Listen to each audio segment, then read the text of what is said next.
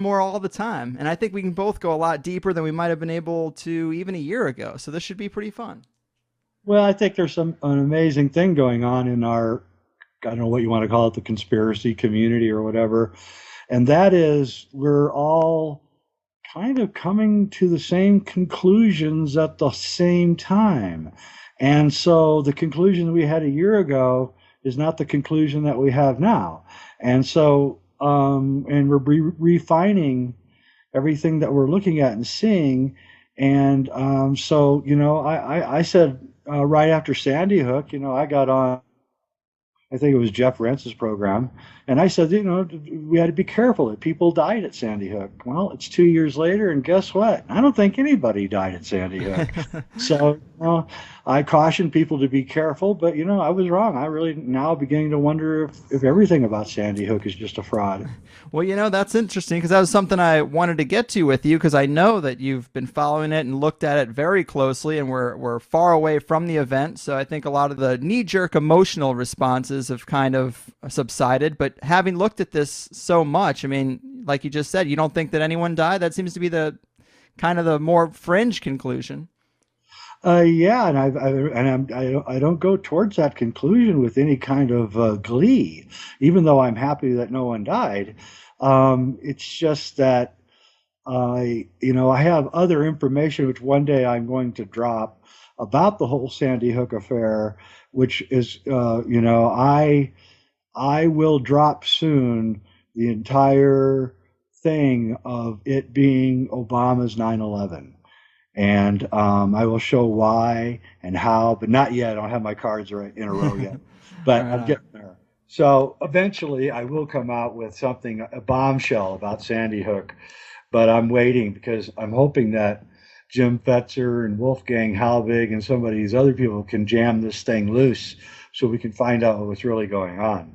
Yeah, it is a really creepy event. And to think that no one died, yes, on one hand, you got to be happy that no kids were killed, but on the other hand, there are some scary implications for the amount of power these people have and their ability to shape reality. That's just as scary.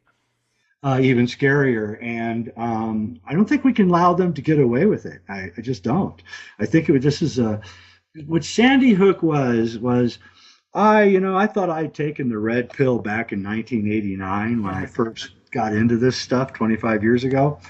And I was wrong. I didn't really take the red pill until January 2013, when I started going down the path of trying to figure out what happened at that school. And, the first thing that I discovered in my journey after taking the gigantic, huge basketball-sized red pill, was that the news media had been basically instructed to not cover Sandy Hook in any way, shape, or form, to ignore any real inquiry into it. And this comes from a post that's on the Columbia School of Journalism, a well-known school that turns out Marxist journalists. And it was saying that we should any inquiries into Sandy Hook should be ignored. Mm-hmm. And I thought, well, I'm a journalist, and that's not how I was educated to be a journalist. We were supposed to ask questions and question power, not accept what power gave us. So I knew it in January 2013 that the entire system had been co-opted. And what happened after that, I think, is actually probably the most important turn of events in the entire conspiracy community, because for months after Sandy Hook, from January until April, we were all arguing with each other about the events, and the people on the very far end, they just kept getting righter and righter. And it was really disconcerting because we were all after the facts of what happened and trying to collate all these things. Then you just start reaching the damning conclusion that is everybody in on it? and then came the Boston bombing in April 2013. Right. And I gotta tell you, the Boston bombing is, having looked at every available photograph over and over, examining them all over and over. I don't know. It's an even bigger fraud than Sandy Hook. Mm-hmm. Okay, so then what happened is that a lot of people after April 2013, they went, okay, we just had two huge events. And for all intents and purposes, they look like they're theatrically staged events. Mm-hmm. I was watching the Boston bombing. I don't usually watch TV, but for some reason on that day, I decided to watch TV. I turned it on. Within 10 minutes, the bombing had happened. And the first thing, I'm a former physical special effects guy in the movie industry. Mm-hmm. And saw that second explosion going up, and I went, that's not an explosion, that's a movie effect. Because it has a very white smoke and a very intense orange color about it. It's meant for visual. It's a way to make an explosion that's harmless but looks really visual, and it's a trick that we use in movies. And I got kind of worried at that point. But what happened in the conspiracy community at that point is a whole bunch of us went, okay, we just had two events that appear to be frauds, and both of them politically motivated. One for gun control and one to see if they could lock down a city without any protests. Mm-hmm. So I and many, many, many other people began going backwards. We began back engineering reality. We began looking at many, many events in the past, and going way back in the past, 20, 30 years in the past. And I can tell you that what we are discovering is that many of the events that we think are real in the last 40 years, especially after World War II, are fake. I mean, completely fake. At this point, I'm not sure the Zodiac murders were true. I'm not sure the Manson murders really happened. I'm not sure of a lot of things, actually. And the more I look, what I've decided to do as I back engineer reality is I'm looking at events, going back in time and looking at events. And what I've decided to do was look at events where everybody's handsome. Okay? Yeah. Everybody's good looking in the event. So, because the Tasnerev brothers were very handsome, and all the girls went crazy over the younger one. Remember? Mm-hmm. He was on the cover of Rolling Stone and all that. Yeah. You know, the bombing kid. So, started going back and looking at either events that involved well-cast, handsome people, and I think that's the key. And so I'm telling the whoever is putting on these events, could you start using ugly, homeless-looking people? Yeah, so, where are all the fat people? I thought America was full of obese people. Everybody that you cast in your events is always really handsome and good looking. All the kids are just darling, and it's just like, it's time to get real. Life does not look like a Hollywood movie, guys. True. And those two brothers that were apparently guilty, I mean, this is of all the events that we've seen in recent years, this one was the weirdest to me because the TV coverage was so sloppy. It didn't seem to have nearly the polish of their typical narratives. It was kind of like, okay, we got these guys, they're guilty, there was a little bit of a shootout, and let's just go. Let's just move on to the next story. Where usually they glorify those people a little bit more, but it seemed like maybe there were too many holes in the story that if they covered it too much, it would come through. Well, I think you're onto something there. I think, when I went on Rents in January 2013, cautioning everybody to be careful about Sandy Hook, I was then attacked by Salon.com, who wrote a really nasty piece about me. Alex Seitzwald is the gentleman who wrote the article. And it really upset me a lot. In fact, it's one of the impetuses for my journey of taking the giant red pill.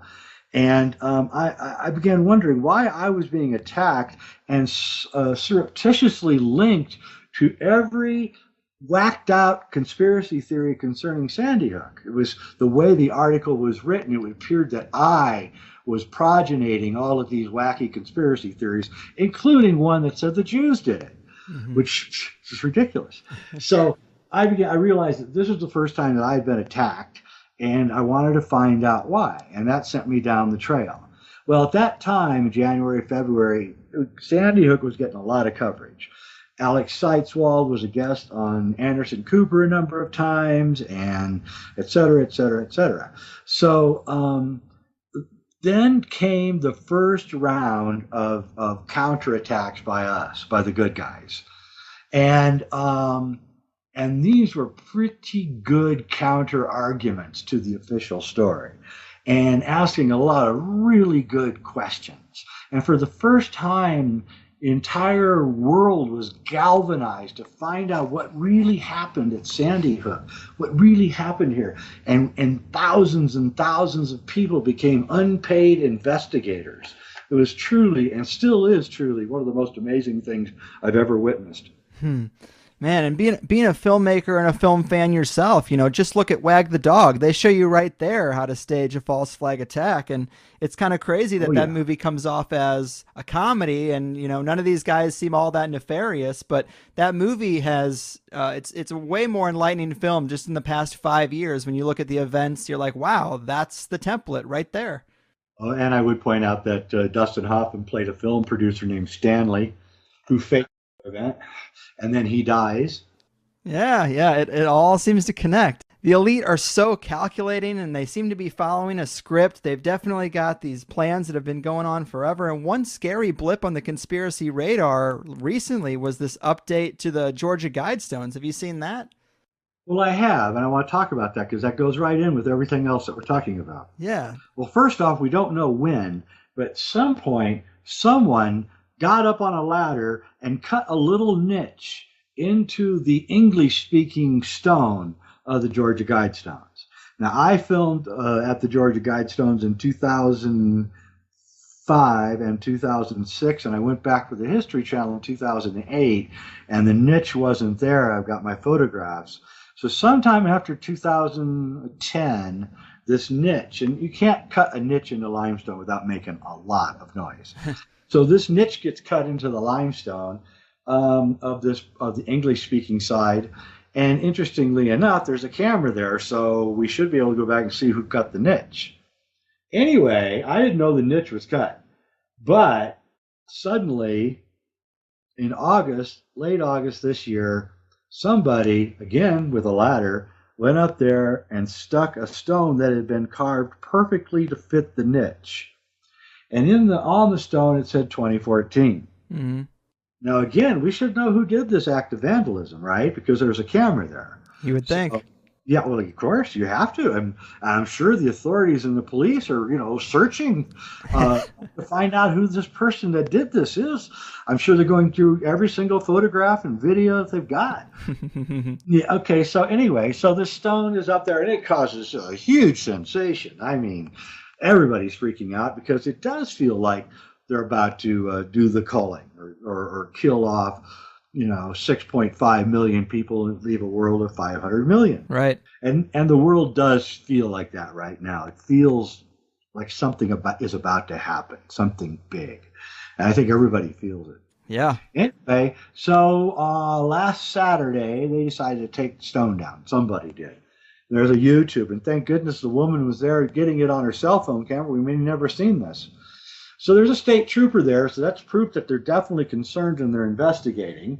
And there's a gentleman in a red shirt who says that he's been hired to, keep the Guidestones intact, and you got to wonder who's paying him, if he is getting paid at all. Anyway, he has a big, huge ladder, and he crawls up and he pulls the stone off the niche, and he brings it down. And the woman, fortunately, cell phone camera in hand, gets all the stone. We find out that there's not just 2 messages on the 6-sided stone. There's 6 messages, 1 on each side. Get the stone right in front of the state trooper. Now, I know that state trooper is going to confiscate that stone as evidence for the vandalism that he's investigating. So I'm waiting to grab that stone and carefully put it in a towel and take it back so we can see where it was carved, because you can start tracing and do forensics on it, right? True. Now that's not what happened. What happened was the guy with the red shirt who is very, very good mason, I might add, takes his masonry chisel and within about, what, 10 seconds or 15 seconds, breaks up the entire stone. But fortunately, we got the cell phone camera footage, and it's been uploaded. Mm-hmm. So we got 6 sides. We got 20 and we got 14. Then we've got the word jam. Then we've got MM. And then we've got a 16 and an 8. All right? That's what we have on this stone that was carefully carved and inserted into the niche, which appeared somehow. Mm-hmm. Okay, what does this mean? Right. Well, what it means is this. A MM means Master Mason. That's the signature of the guy who made the little stone. Okay? Okay. Jam is a Masonic term for placing a stone into a niche. Okay? It's what he did. He jammed it. All right. He put the stone in the niche, and he signed it with MM. So those two are the act and his signature. So they're really not all that important. But the numbers are really important. So the numbers are 8, 14, 16, and 20. So what does it mean? Well, 814 is the month and the year that the niche stone was put in place. That explains that. Mm-hmm. And the 2016 is now that are the most mysterious. So what is this saying? Well, that the niche stone has been placed right next to the 500 million number in English is a very significant thing. And so what does it mean? Well, in my opinion, the Master Mason has told us the time period of the culling. How long this period is going to be until they hit their goal of 500 million. I can think of no other reason for doing this entire thing.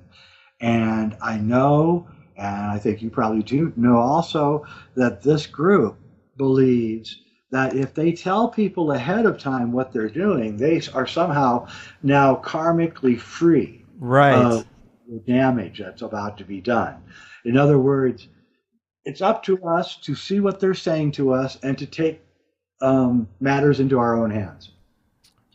Right, yeah. They're giving us that one out. And they do that all the time. Every single event they do, they foretell us, whether it's the Lone Gunman show that was broadcast in April 2001, telling us about what was going to happen in September 2001, or any number of things. So Sandy Hook in the Batman film on the map. So we know they do this. And so they have done it. And they've done the ultimate.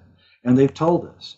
And I think your listeners should consider what I'm telling them very soberly, because somebody went to a great degree of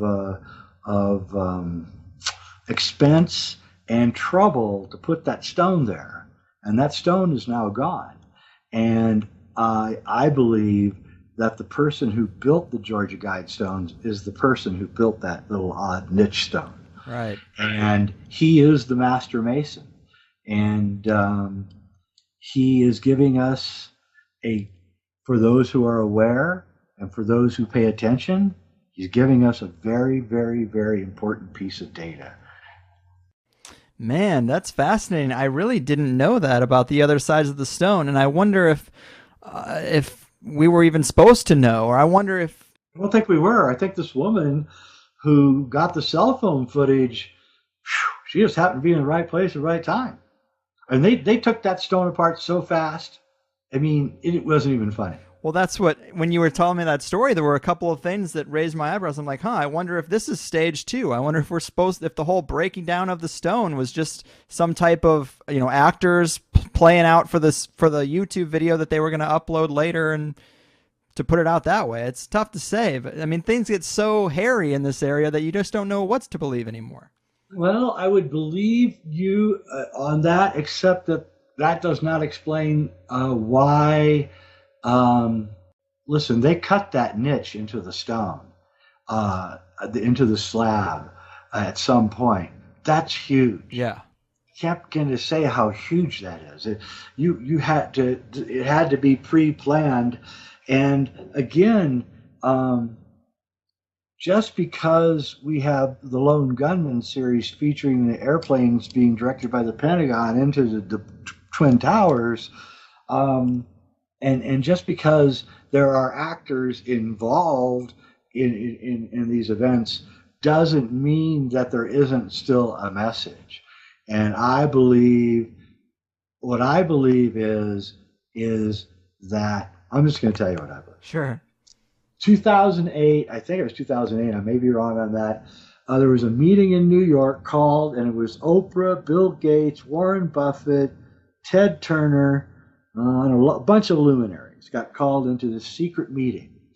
And according to the rumors on the internet, they were told that the depopulation plan was, Oprah was there too, that the depopulation plan was about to begin. Supposed to the rumors, Oprah got very upset at this news, and they kind of were, kind of patting her on the shoulder. Oh, you're so sensitive, Oprah, and Ted Turner was there. Mm. He's one of the richest guys in Georgia, and he's also a Mason. And when I was doing my film 2012, The Odyssey, which came out in 2006, which was the first major media piece on the Georgia Guidestones, I interviewed the editor of the local newspaper, Elberton, Georgia newspaper. And he told me that the Guidestones were built by Masons.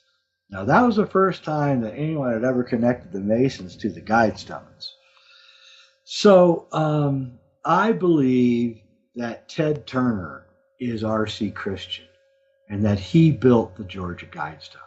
Now, for many, many reasons do I believe it. First off, he's from Georgia. The Georgia Guidestones are in the highest place in Georgia. But he's also been a depopulation guy for years, encouraging depopulation and saying there's too many people, and a super environmentalist and all that.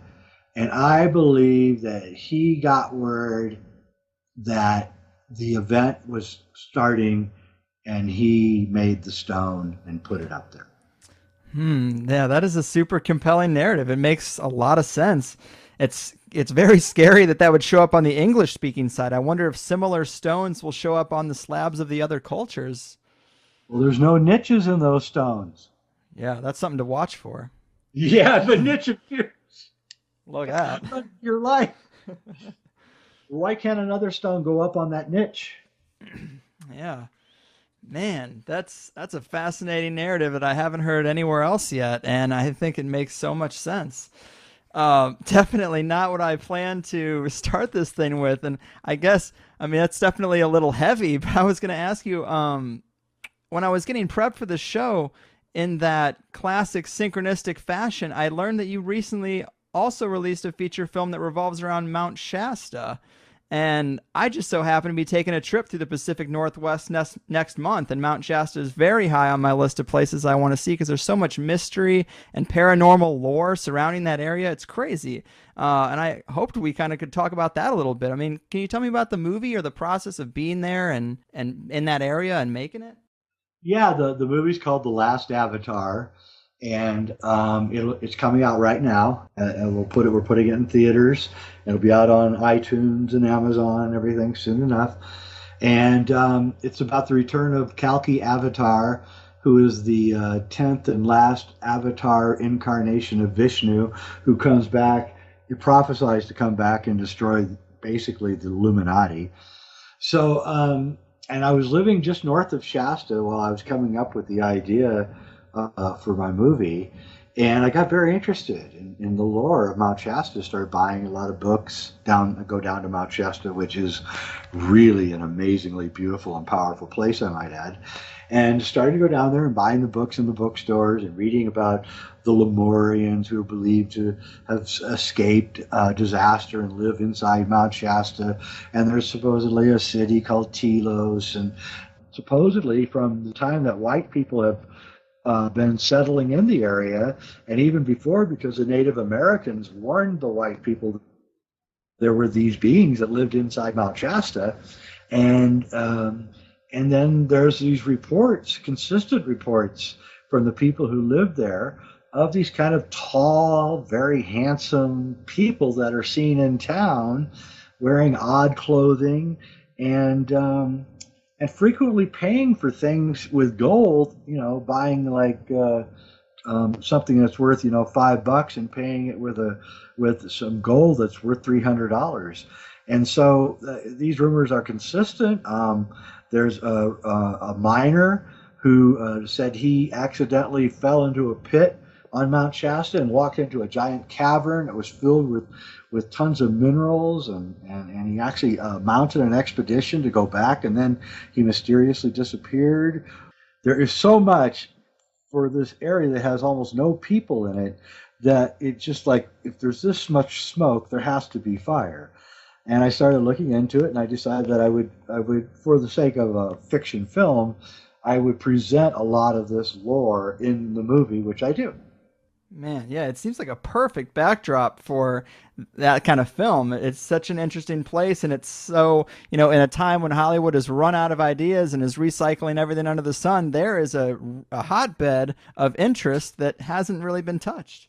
Yeah, exactly. And what I'm really grateful is we've been showing the film to focus groups to see, how to advertise for it and what people like and what they don't like. And they're coming back, 95% extremely positive. So I'm really happy, and I don't pull any punches in the movie. I mean, I go for the jugular. I explain what's going on, who's running the place, what we have to do. I go into the Archons. I go into everything. So, and it's a feature film.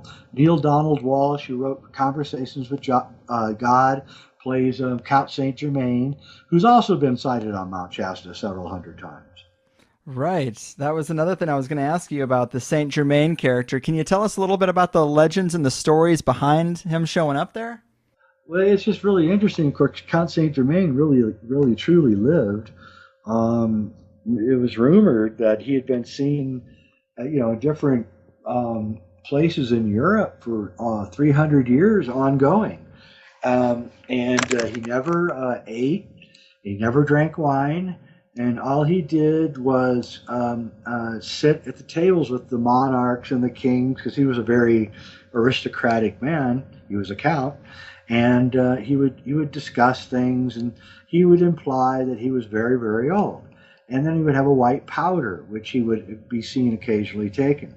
So a lot of people thought he might be an immortal, or at least a person who had lived a long time, and he certainly wanted people to think that. Well, what's interesting is that the rumors then said that Count Saint Germain had left Europe around the time of the American Revolution and gone to America, because he said this is the place that was being prepared by the Brotherhood of Light for the Enlightenment, and he wanted to be there for it. Well, interestingly enough, when you start reading the lore about Mount Shasta, you find that the White Brotherhood is the name of the people who live inside Mount Shasta, and they're these tall, very pale-skinned people that may or may not be remnants of a civilization that existed in America a long, long time ago, and so starting in, like, I believe it was the 40s, the 40s, the rumors started that people were meeting this guy up in Mount Shasta who said he lived down underneath the mountain, and that he would come out usually at night, and he said he was Count Saint Germain, and that he was prepping the world for a grand awakening. And so my movie, Last Avatar, is kind of the fictional version of what he was saying. That's awesome. The stories that are so interesting to me, the most compelling is that idea that there are people coming out and going to local shops with those old coins, old gold coins. Yeah. That just sounds so intense and interesting. Well, that's from an LA Times article in 1938. I mean, a travel article in their travel section. Man, the fact that the New York Times would write about that is really off the wall too. They won't do it anymore. But yeah, so UFO sightings, Bigfoot sightings, uh, odd angel sightings. I mean, it was amazing, the kind of stuff. So what I did was, while I was filming, and I actually show this in the movie, I discovered that all underneath the entire plateau, underneath Mount Shasta, is these gigantic lava tubes. And I actually got into these lava tubes. And these lava tubes are huge. They're, 20 to 70 feet in diameter. And they're round. And they're hollow. And they run for miles. And I realized that anything could be in these. Anything. And I started, and I didn't get down there much because I was filming. It's pitch black in these things. There's, anything could be down there. And how many layers of these lava tubes are there? I mean, we don't know. There might be, 20, 30 stories of lava tubes crisscrossing all the way down, going down 100 miles even. So we don't know what's down there. We know that there's these lava tubes and that anything could be living in these lava tubes, but we don't know any more than that. Damn. Yeah, I mean, I've heard about those cryptid sightings and stuff too, but the fact that you've seen them firsthand and described how big they are, that's definitely large enough for a ship to fit through if there are UFOs coming in and out of that area. Absolutely. And again, the mountain is so huge that if you flattened it out, it'd be like the size of some states. And it's very difficult to navigate. And so there's only, the set paths that people take when they're hiking up to the top of the mountain. And then nobody ever really kind of goes anywhere else on the mountain. And on the other side of the mountain, the eastern side, man, there's nothing. There's no farms. There's no ranches. There is nothing for hundreds and hundreds of miles. Yeah, and another weird aspect is I've heard that there are people who've seen a large military presence there, which when you describe how empty the area is, it seems odd enough. And obviously a military presence is always going to make me a little suspicious. Well, there is no military bases anywhere around, but on that east side, where there is nothing, no ranches, no farms, nobody living, no roads except one road. And guess what the name of that road is? Military Road. Wow. Yeah. So I'm suspecting there's an underground base right there too. Man, I'm so happy to talk to someone who's actually been there because I hear people mentioning vortexes and changes of energy. Did you experience anything like that when you were there? It was so powerful there that I actually decided to chuck about half the scenes that I originally planned to film at Shasta, and I filmed them in Oregon, just because the vibe was so high that I just could not concentrate. Really? Yeah. Wow. It was just like super vibe. See, that's awesome because obviously in the conspiracy world, a lot of it has to do with energies and things that you can't see. And I haven't had a lot of validation for myself in terms of energy. And it would be awesome to go to a place like that and experience something intense like that to just get that validation. Yeah. A lot of people go there and never leave. I know a lot of people that have done that. I mean, never leave. Once they're there, they just never go anywhere. They're done. Wow. Is there a certain area there where if someone was going there seeking weirdness, is there a particular place or anything you would recommend they go to? There's I forget the name of the kind of the new age mystical bookstore, but that's a very cool place, and they have all the books. One thing I did early on researching for the movie was I went to the organic co-op store there, a very cool store, and I put a note on the bulletin board with my phone number saying if you have any weird stories that you'd like to tell, call this number. Mm-hmm. I got inundated. I mean, I wish I'd never done it. I had to get rid of my cell phone because it was just, I got so many phone calls, so many people telling me their stories that at a certain point I just had to pull the plug on the whole thing. But I got a lot of good stuff for my movie out of it, and that was good. Wow. Did any of those stories stick out to you as more compelling or memorable to you? there's odd similarity to the stories of usually a single woman hiking somewhere up on the mountain and seeing a man. It's always a woman seeing a man, and then the man walks up to her, and the man is again tall with really blue eyes and pale skin, really handsome, and he just stares at her with his blue eyes for like 20 minutes, and then he walks away. I heard this story from so many women, I just didn't know what to say after a while. And they said that as he approached them, they felt this tremendous, almost sexual energy coming from this guy, but they never felt threatened by him at all. In fact, they wished they could see him again, and they couldn't figure out exactly what was even happening, but that while he was staring at them, they were paralyzed. Man, if there was one theme of the day, it would be wary of handsome people. That's so crazy. And this is going to get a little bit weird, but you hear these stories about Mount Shasta being somewhat mystical and energetically powerful. And it's funny that a corporation would name a soda Shasta, because I just heard this breakdown of 7-Up, where their logo is a red dot, and you have 7 chakras and then 7 chakras up, alluding to enlightenment. And in both cases, it seems like they're trying to invoke the tone of some positive spiritual practice or magical spiritual place on their logo and marketing, but they're essentially putting poison in the can. Yeah, you're exactly right. I wouldn't touch that stuff with a 10-foot pole. I wouldn't either, but I'm kind of addicted to soda, so it happens. But, Yeah.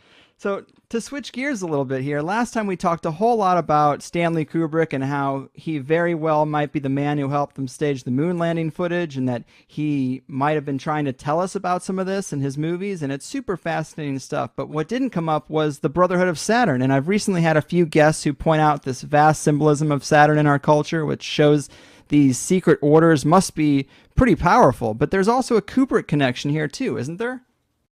Oh yeah. Brotherhood of Saturn is endlessly fascinating. My good friend Troy McLaughlin, I'm going to be seeing him when I go to England next week. Looking really forward to meeting him for the first time and talking about the Brotherhood of Saturn with him. My take on the Brotherhood of Saturn is, of course, a little bit different than Troy's, because his is more of a scientific view, although I have to say his Tower of Babylon interpretation is, I believe, spot on. Mm-hmm. But anyway, so I came across a book many, many years ago, and I'm going to forget the author's name, so forgive me. You probably look it up on Amazon. It's called Fire and Ice, and it's about the Brotherhood of Saturn, the real group called the Brotherhood of Saturn. And what had happened is that some of the Brotherhood of Saturn was a secret society, and some of their material had gotten accidentally released. It was found, I think, in a flea market or something, in a file that was inside a briefcase that was being sold. And the author of Fire and Ice got this material and started reading it and decided to write a book about it. And so I read this book. And I hadn't read the book for years and years and years. And it was after I started doing my research on Stanley Kubrick in the early 2000s that I reread the book and got out of my library. Don't know why. I read it. And as I was reading the Fire and Ice about the Brotherhood of Saturn, I realized that the goal of the Brotherhood of Saturn, the basic stated goal of what they wish to achieve, was exactly represented in the movie 2001: Space Odyssey. They literally wanted to go to Saturn and redeem mankind and make man into a god, and then come back and change the world, which is exactly the plot of 2001: A Space Odyssey in the book by Arthur C. Clarke and Stanley Kubrick. Stanley had to change the mission to going to Jupiter, he says, because making the rings of Jupiter proved to be impossible for the special effects department. I believe that actually he was told that he had to change it because it was too obvious.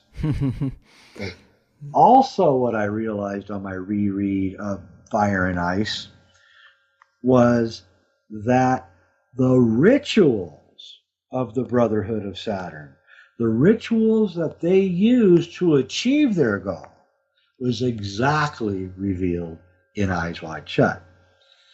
And then I knew that Stanley was probably a member. Wow. And he had turned his back on them, you might say, by making Eyes Wide Shut. And maybe he realized that their goals were not goals that he was in parallel with, and that maybe why he built the big wall around his estate in St. Albans. That may be why a lot of things are going on. And so I have reached a conclusion that the bad guys, the people that are that did the Georgia Guidestones, the people that are maybe starting the culling right now, the people who run the world, just start looking at them and realize that, first off, just like the Brotherhood of Saturn, they had their origins in Germany. All of them, whether they're Nazis or Zionists or the Skull and Bones, which had its origins in Germany. All of these, may I suggest, are not separate secret societies. They just appear to be separate secret societies. Mm-hmm. That they're all part of an umbrella society called the Brotherhood of Saturn, and they create these satellite secret societies as what would you call it, flypaper to gather up people. In other words, your predilection, you might be Catholic, and so you want to join Opus Dei. I might be Jewish, and I want to join the Mossad or the Zionists. A German guy might be wanting to join it, but he'd want to join Skull and Bones. In other words, there's many, many doors into the mall, but the mall is the Saturn death call. And so I believe that everything going on today, especially in like the showbiz world, the music industry, movies, they're openly and blatantly declaring that they are the Brotherhood of Saturn. There is no doubt. Everything from Katy Perry's Dark Horse video to Madonna at the Super Bowl to many movies that are out. They're all about the Brotherhood of Saturn. Sexualizing children. This is one of their goals. Mm-hmm. Saturn's goals is sexualizing children. Getting women to basically be whores is one of their goals, one of their primary goals. Mm-hmm. And the destruction of the family, the destruction of Christianity is their number one goal. They really, really hate Christianity, which makes me rethink Christianity. Right. I was just going to say, I've always kind of thought that Christianity itself, or at least in its more modern form, is mind control in itself. The Vatican, of course, is guilty of 1,000 crimes under the sun, but it is strange that they would be attacking something that I would think would be one of their satellite groups. Yeah, what I think is going on, and I'm glad you kind of brought that up, well, because we know the Vatican is just covered with Saturnalia symbols. Mm-hmm. And Saturnalia, of course, was the big celebration of Rome, before it, quote, converted. And so Rome itself was kind of obsessed with Saturn and all of that. And then we have J.R.R. Tolkien going down into the basement at Oxford and reading all the medieval literature that only he could read because only he had the linguistic ability.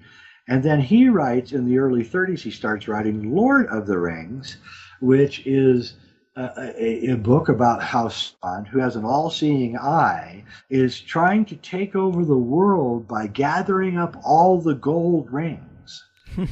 and and again, he's the Lord of the Rings, just like Saturn is the Lord of the Rings. And I think he knew that about the Saturn death cult, and he was secretly telling us about it, and that's why he named it that, knowing that eventually there would be that allusion to Saturn. Wow. And yeah, and again, think about it. The ring gets heavier and heavier as Frodo gets closer and closer.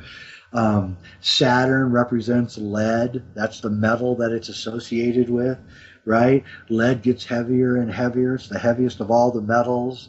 There's just too many strange allusions to Saturn and things in the Lord of the Rings for him not to have known about it. And I believe he knew a lot more than he let on. Oh yeah, I really think so too. I'm going to show that why Walt Disney was so hated, and prove beyond any shadow of a doubt that Stanley knew why and actually featured the reason in one of his movies. Wow. That should be interesting because I know there are some conspiracy researchers who put a lot of blame on Walt Disney and Disney, but I think that might have just come later with the Disney Corporation, how they've bastardized it after Walt Disney died. Oh no, the establishment has been after Walt Disney since he did his little deed, which you'll have to wait until Kubrick's 3 comes out. But as soon as he pulled his little deed, he was universally hated. Anybody in the conspiracy world who is ratting on Walt Disney as a bad guy is going to have words. I'm sorry, you cut out right there. Anyone who's ratting on Walt Disney is going to have to eat their words. Right on. I can't wait for it. Should be very exciting. I always like your work. And before we go, would you like to give the people your website or anything else they should know if they want to get a little more Jay Weidner in their lives, or maybe where they can check out The Last Avatar? Yeah, The Last Avatar movie.com. Sacredmysteries.com has all my films, including Last Avatar. JayWeidner.com has all my crazy